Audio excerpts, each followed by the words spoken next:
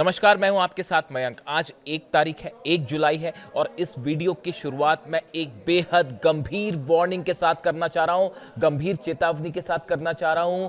Ali Khamenei साहब की अंतिम यात्रा को उनके फ्यूनरल के समय, उनके जनाजे के दौरान ईरान पर बड़ा हमला हो सकता है, बड़ी स्ट्राइक्स हो सकती हैं। यानी अली खामनेई साहब का जो अंतिम सफर होगा, अंतिम यात्रा होगी, जो उनका जनाजा होगा, उसको निशाना बनाया जा सकता है। इस तरह के बड़े ही गंभीर जो है सीरियस इनपुट्स मिले हैं ईरान को और इस तरह की चर्चाएं कई खुफिया एजेंसीज में हैं। और देखिए, जो बयान आए कल इजराइल के कई अधिकारियों की तरफ से, खासकर रक्षा मंत्री कार्ड्स की तरफ से उनका बयान आया है कि हम 24 घंटे में ईरान पर हमला करने के लिए तैयार हैं। इसके अलावा कई इनपुट्स ये बता रहे हैं कि 4 जुलाई से 9 जुलाई के बीच जब अली खामनेई साहब का जनाजा होगा और कई शहरों में, तेहरान में, कोम में, मशहद में करोड़ों लोग जमा होंगे और अलग अलग शहरों में अलग अलग कार्यक्रम होंगे। इस दौरान ईरान में कई शहरों पर हमले हो सकते हैं। ये हमले भले एयर स्ट्राइक ना हो, लेकिन मोसाद एक बड़ा कोवर्ट ऑपरेशन कर सकता है। जब हजारों लाखों लोगों की भीड़ जमा होगी, उसके बीच धमाके हो सकते हैं, उसके बीच फायरिंग हो सकती है। और इसकी जानकारी अब ईरान के पास भी है। ईरान की सारी खुफिया एजेंसीज जो है वो अलर्ट पे हैं। देखिए, जो इनपुट आ रहे हैं, आखिर ये जानकारियां कैसे बाहर आई। बताया जा रहा है इजराइल की तरफ से ऐसे दावे हो रहे हैं कि इजराइल की तरफ से, मोसाद की तरफ से एक बड़ा कोवर्ट ऑपरेशन शुरू हो चुका है। अगर आपने कुछ बातें नोट की हो तो ये बेहद गंभीर है। आईआरजीसी के political deputy commander, deputy head जो रहे हैं अकबरजादे, इनकी ईरान में एक बेहद संदेहास्पद परिस्थिति में मौत हो गई है। Mohammad Akbarzadeh, a senior official with Iran Islamic Revolutionary Guard Corps Navy, has died raising questions. ये नेवी से जुड़े हुए थे, आईआरजीसी से जुड़े हुए थे, डिप्टी चीफ थे, आईआरजीसी के बड़े ओहदे पर थे। इनकी मौत हो जाती है। Iranian state media reported his death as a car accident in Kerman province. उन्होंने, जो ईरान के मीडिया में खबरें आई कि एक हादसे में उनकी मौत हुई, एक्सीडेंट में मौत हुई है। लेकिन जो सर्कमस्टांसेस बता रहे हैं, the circumstances surrounding his demise have sparked considerable suspicion, particularly on social media. जिस तरह से उनकी कार पलटी और आसपास जो सर्कमस्टेंशियल एविडेंस मिले हैं, वो इस ओर इशारा करते हैं कि ये इनकी जो मौत है, इसके पीछे मोसाद का ऑपरेशन भी हो सकता है, कोवर्ट ऑपरेशन, और मोसाद ने इनको निशाना बनाया है। इस तरह की बात कही जा रही है। इसके अलावा आपने अगर बात नोट की है तो 2 आईआरजीसी से जुड़े बड़े अधिकारियों की गोली मारकर हत्या कर दी गई है ईरान में कल। आईआरजीसी के 2 अधिकारी थे, मेंबर्स थे, इन दोनों को टारगेट किया गया, गोली मार के इनकी हत्या की गई। इसलिए ये बात कही जा रही है कि मोसाद की तरफ से, इजराइल की तरफ से एक बड़ा कोवर्ट ऑपरेशन शुरू हो चुका है। आप देखें, अचानक से पिछले 48 घंटे के अंदर लेबनान पर हमले शुरू हो चुके हैं, सीरिया पर अटैक शुरू हो चुके हैं, गजा पर हमले शुरू हो चुके हैं। जो सीज फायर वाली बात थी वो अचानक से हमलों में बदल गई है। दक्षिणी लेबनान पर हमले हो रहे हैं, टायर इलाके में हमले हो रहे हैं। इजराइल के फाइटर जेट्स ने वहां पर बमबारी की है। इसी तरह के हालात सीरिया में है। सीरिया में तो हैवी व्हीकल के साथ इजराइल की जो आर्मी है वो अंदर घुसी है और कई जगह पर जो है वो सीधी आमने सामने की लड़ाई जारी है। ऐसी गजा में भी हमले हो रहे हैं। इन हालात में एक बार फिर यह सवाल उठने लगा है कि क्या इजराइल ने कोई बड़ी प्लानिंग कर ली है? अमेरिका की कंसल्टेशन के बाद यह प्लानिंग हुई है? और क्या कुछ अरब देश भी ये जान रहे हैं कि जल्द ही ईरान पर एक बड़ी स्ट्राइक होने वाली है? देखिए, ये जो बातचीत वाली बात है, ईरान और अमेरिका के बीच एमओयू के कौन से टेक्निकल मुद्दों पर बात होगी, दोहा में क्या होगा, पैसा रिलीज होगा नहीं होगा, ये सब बातें ऐसी हैं जो चलती रहेंगी, इनका कोई अंत नहीं है। लेकिन हकीकत ये है, जो खुफिया रिपोर्ट्स जानकारी दे रही हैं, ईरान पे बड़ा हमला होने जा रहा है।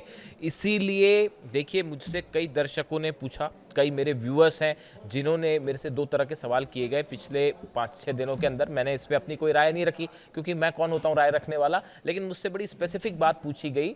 एक शख्स ने मुझसे ये पूछा कि ये जो एमओयू ईरान और अमेरिका के बीच में साइन हुआ, इनकी शर्तों के बारे में आपकी क्या राय है? देखिए, मुझे व्यक्तिगत तौर पे अभी जो स्थिति है इसमें बात रखी जाए, ईरान को एक बात बड़ी साफ तौर पर सामने रख देनी चाहिए कि जब तक अली खामेनी साहब का फ्यूनरल नहीं हो जाता, उनके जनाजे का पूरा प्रोसेस कंप्लीट नहीं हो जाता, तब तक हम किसी तरह की कोई बातचीत नहीं करेंगे। बात नंबर 1। और अगर इस बीच में किसी भी तरह का ईरान पर हमला होता है तो ईरान सीधा स्ट्राइक करेगा, अपने दुश्मनों को निशाना बनाएगा। ये अनाउंसमेंट ईरान को कर देना चाहिए इस अली खामेनी साहब के फ्यूनरल के पहले।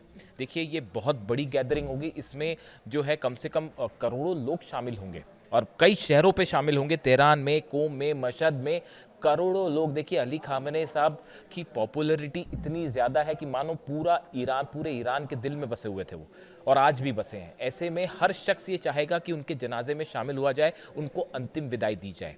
ये एक ऐसा मौका होगा जब ईरान में सिक्योरिटी बहुत बड़ा मुद्दा होगा। देखिए अभी जो वर्तमान सुप्रीम लीडर हैं मुस्तफा खामेनी साहब, वो उस फ्यूनरल में शामिल होंगे नहीं होंगे। एक बात तो आप ये भी समझिए, मुस्तफा खामेनी निशाने पर है मोसाद के, CIA के। अहमद वाहिदी साहब IRGC चीफ निशाने पर है मोसाद के और CIA के, इससे कोई डिनाई नहीं कर सकता। और किसी भी तरह की अगर लोकेशन रिवील होती है मुस्तफा खामेनी साहब की, 1 मिनट नहीं लगेगा उन पर हमला होने में। मुझसे बात पूछी गई, मैं इसका जवाब सिर्फ इसलिए दे रहा हूं कि मेरे कई सारे दर्शकों ने इस MOU को लेकर बात पूछी।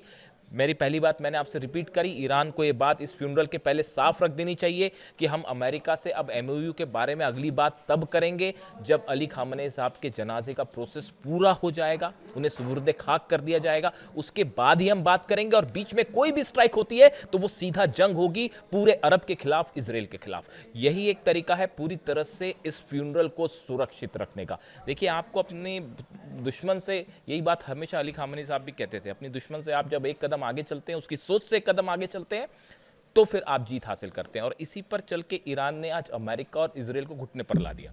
पहली बात। दूसरी बात, इस MOU को लेकर चूंकि बात छिड़ी तो मैं कहना चाहूँगा कि मुझसे जब इस MOU की बात हुई थी तो मेरे दिमाग में एक थॉट आया, कोई भी सोच सकता है, मेरे दिमाग में विचार आया था कि इस MOU की अगर पहली शर्त होनी चाहिए थी वो ये होनी चाहिए थी कि व्हाइट हाउस में डोनाल्ड ट्रंप पहले प्रेस कॉन्फ्रेंस करें और ईरान के सुप्रीम लीडर पर हमला करने के लिए माफ़ी मांगे।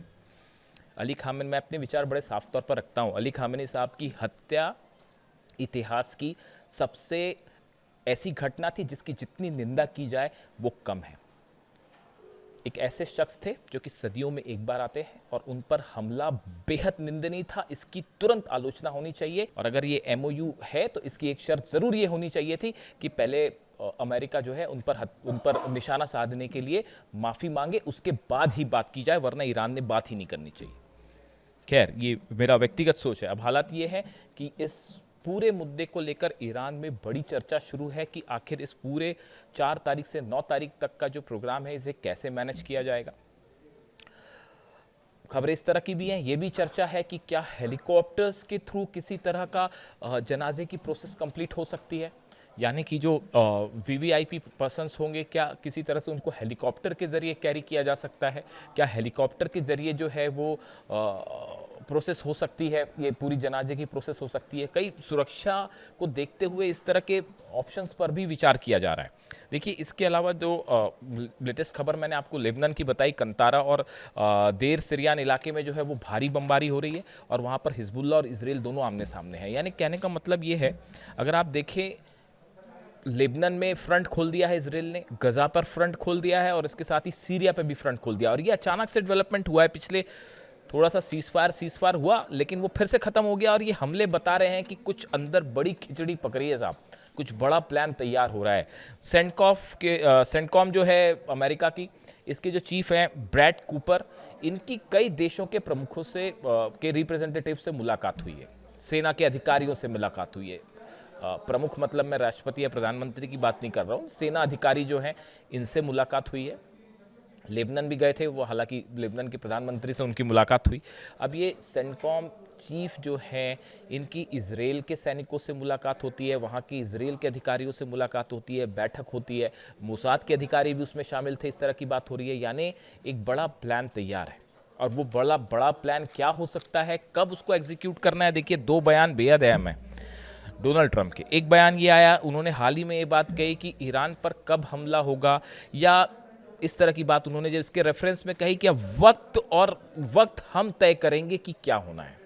समझ रहे हैं आप, वक्त हम तय करेंगे कि क्या होना है। इससे लगता है कि शायद डोनाल्ड ट्रंप या अमेरिका के मन में एक फ्रेमवर्क तैयार है कि ईरान पर कब स्ट्राइक की जाए। बड़ी माइन्यूटली चीज़ों को फॉलो करना होता है। दूसरा, उनका बयान थोड़े दिनों पहले जो था कि मैं इस्लामिक रिपब्लिक को मैं जो है पूरी तरह से ख़त्म कर दूंगा, वो ईरान को लेकर इस तरह की बातें एक दो बार कर चुके हैं। जब वो ये बात करते हैं कि ईरान को ख़त्म कर देंगे वगैरह वगैरह, तो उस समय वो इस्लामिक रिपब्लिक शब्द का इस्तेमाल करते हैं। ये बात इस ओर इशारा करती है कि शायद रिजीम चेंज ना कर पाना ये कहीं ना कहीं अमेरिका के मन में अभी भी है कि भाई हम इस ऑपरेशन में सफल नहीं हो पाए। इसलिए क्या निशाने पे मुस्तबा खामनेई है और उनका कोई भी उनकी लोकेशन रिवील होना क्या हमले का कारण बन सकती है? साहब बिल्कुल बन सकती है। जब रमज़ान में हमला हो सकता है, मुहर्रम के समय हमला हो सकता है, तो अली खामनेई साहब के जनाजे के दौरान भी हमला हो सकता है। भले वहाँ पे एयर स्ट्राइक ना हो, ज़रूरी नहीं है हर चीज़ एयर स्ट्राइक से हो, लेकिन गाइडेड मिसाइल से हमला हो सकता है बिल्कुल। और मोसाद के बड़े सारे वहाँ पे जो है एजेंट्स हैं, आप देखिए सर, देख ही रहे हैं, बड़े बड़े धमाके होते हैं। तो इन सब को लेकर हालांकि कहा तो ये भी जा रहा है कि वर्ल्ड कप फुटबॉल जैसी ख़त्म होगा, कई सारे एक्सपर्ट ये राय रख रहे हैं कि वर्ल्ड कप फुटबॉल ख़त्म हुआ और स्ट्राइक हुई, तो वो इस तरह की भी बातें हैं। अब ये दोहा में क्या होना है, बातचीत होगी नहीं होगी, 6 अरब डॉलर को लेकर भी मामला फंस गया है। इस हालात में फ़िलहाल जो इनपुट्स हैं उसके मुताबिक अभी मैं इसी मुद्दे तक सीमित रहना चाह रहा हूँ कि अली खामनेई साहब के जनाजे के दौरान जो खबरें हैं उसके मुताबिक सिक्योरिटी एक बहुत बड़ा कंसर्न है, और जो डेवलपमेंट्स हैं अमेरिका के सैनिकों की मौजूदगी ये बता रही है, नए वॉर प्लेन्स की मौजूदगी ये बता रही है, इसराइल का अचानक एग्रेसिव हो जाना, कार्ड्स का ये कहना कि हम हमले करेंगे, जॉर्ज डब्ल्यू बुश जो एयरक्राफ्ट कैरियर उससे जो है F-15 जेट्स F-18 जेट्स जो हैं वो टेक ऑफ कर रहे हैं, प्रैक्टिस चालू है अरब सागर के आसपास। ये बड़ी सारी चीज़ें इशारा कर रही हैं कि मामला जो है वो एक बार फिर से जंग की तरफ बढ़ रहा है, और 4 जुलाई से 9 जुलाई बेहद अहम होने जा रही है, बेहद अहम होने जा रही है। इससे जुड़ा जो भी अपडेट होगा आप तक पहुंचाऊंगा। Thank you so much.